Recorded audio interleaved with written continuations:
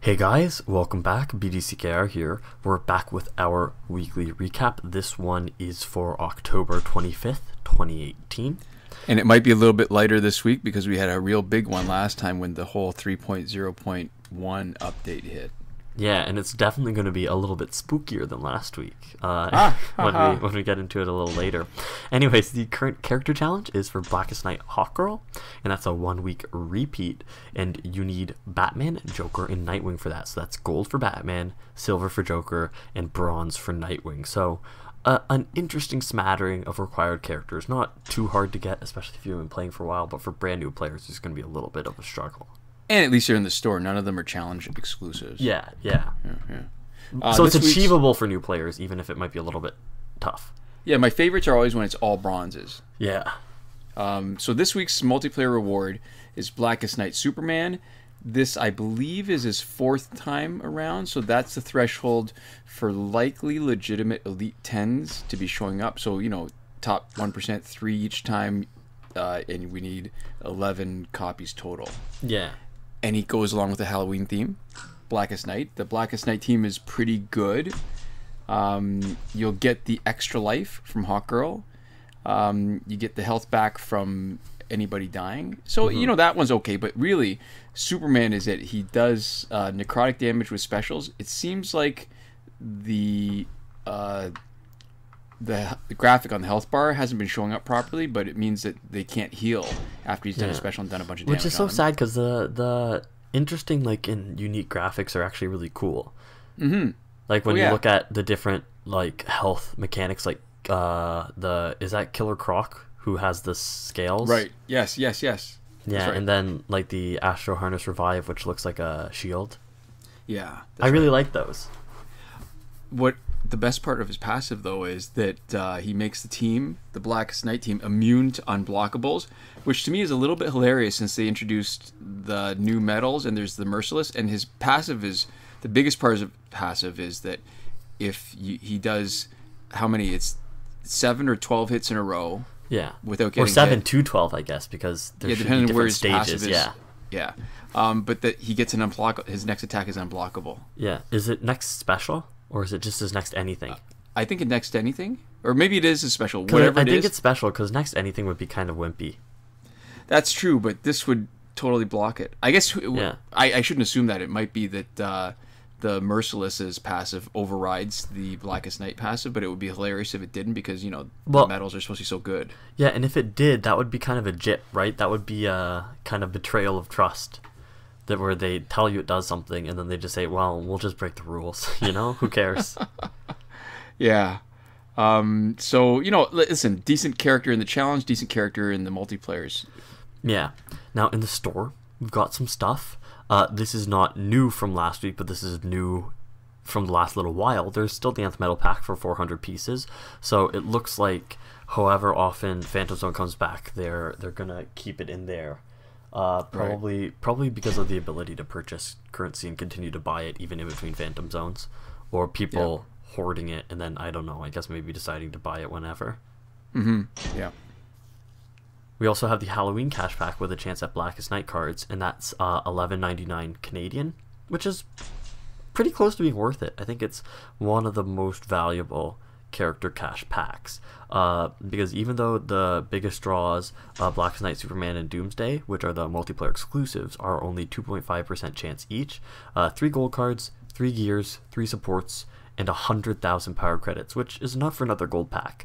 And at the usual prices, you're only getting 84,000 power credits for $10.44 anyways. So you're actually getting the amount of power credits you would if you were buying them directly from the store, which, to be fair, isn't actually a great indication of how valuable they are. Right. But it's funny what you get used to. They've shifted the goalpost so far that somehow it seems reasonable. But it is actually, because you're still getting 3 gold characters. Yeah, the 3 gold characters, 3 gears, and 3 supports actually do have value, especially if you're not as far in the game as we are. Obviously, at this point, it's not really worth any money to us because none of those things are going to return us anything tangible. Right. Oh, there's a different Survivor pack with Wonder Woman 600, Killer Frost, the Prime one, and also the Regime one. Price ain't great. It's $595,000, and there's something better in the store now. But I want to point out actually that the history of the Survivor pack was that the players were supposed to vote and see who they wanted in it, and the theme was about who would be the best for playing Survivor. And the one I that think won, people did a bad job. Yeah, I think people voted poorly. yeah, so it was the Bounty Hunter Lobo one with a couple of the Scorpions, and I think this is one of those things where the election actually was rigged. Yeah. Because I can't imagine that anybody would have thought that that combination of three characters was anything useful for Survivor, especially at that point when there was no Tantu Totem, so you couldn't take advantage of a bunch of specials with these guys. Yeah, it was really bizarre. It's either that or the player base of Injustice is, I guess, not what we expected it to be, which is competent at the game Injustice. Or maybe they were trolling themselves. I don't know, but yeah, so this is a different Survivor pack, because at that point they'd had a bunch of different things, and this was one of the losing packs. So it's definitely better, and it would be almost worth getting, because Killer Frost Prime is really good, Wonder Woman 600 is really good, but the Arkham pack is back. Yeah. And in my mind, it's right up there with maybe the Red Sun pack for being the best. More expensive, but it also has one of the single best solo cards. Arguably, because, Arkham Knight Batman is good at everything, and the Wayne Tech boosts are so good. Or maybe we should be calling this the Arkham Origins Deathstroke pack, or the Arkham Harley Quinn pack in the history of, when they have those challenge packs, and they have somebody who's slightly more likely, because there's 9 cards in the Arkham pack. The listed chances for the 6 cards are only 10% each, so the 3 unlisted cards account for 40% of the rest of the cards, and based on our previous pack opening, the most likely cards are actually Arkham Origins Deathstroke and Arkham Harley Quinn. Yeah, so it seems like they're 15% each. Yeah, still a great pack though, definitely worth the money, and if you're going to be saving your credits for anything, this is it. It's come back actually more quickly than we expected after a long time gone. It's come back maybe twice in the last couple months. Yeah. So grab it while you can. For sure. Survivor, still broken on Android, only this is one of those twice a day kind of things where you've got a clock that's broken. It's still right. So it's showing that it's giving out Suicide Squad companion gears until the 7th of November, and it actually is, but it's been doing that since last year November anyway, so still broken. So there we go.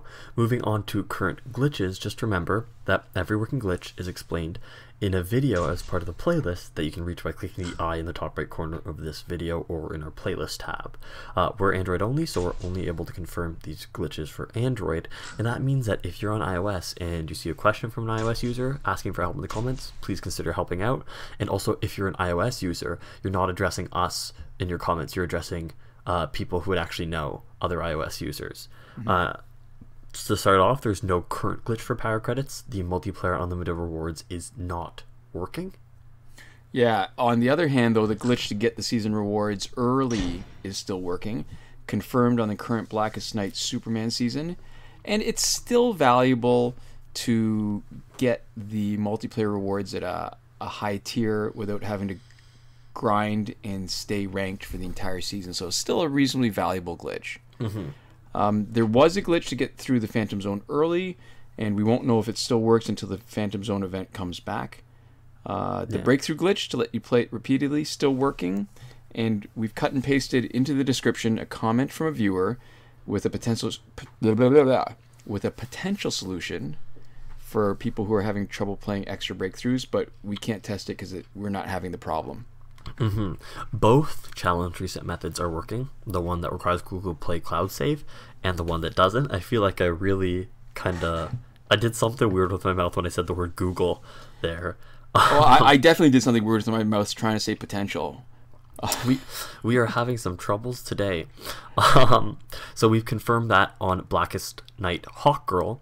Even though it may seem like more of a hassle to do the one that requires a cloud save, it's the better one to do, and it doesn't just seem like more of a hassle, it is more of a hassle, but it backs up your account in another source, which is always more valuable, and backing up data is always a little bit of a hassle, but this is a good kind of due diligence thing to do, where if you're using the challenge reset, you're going to be actually backing it up a lot and regularly, and probably more regularly than you would with an external backup source, because it's easy to forget.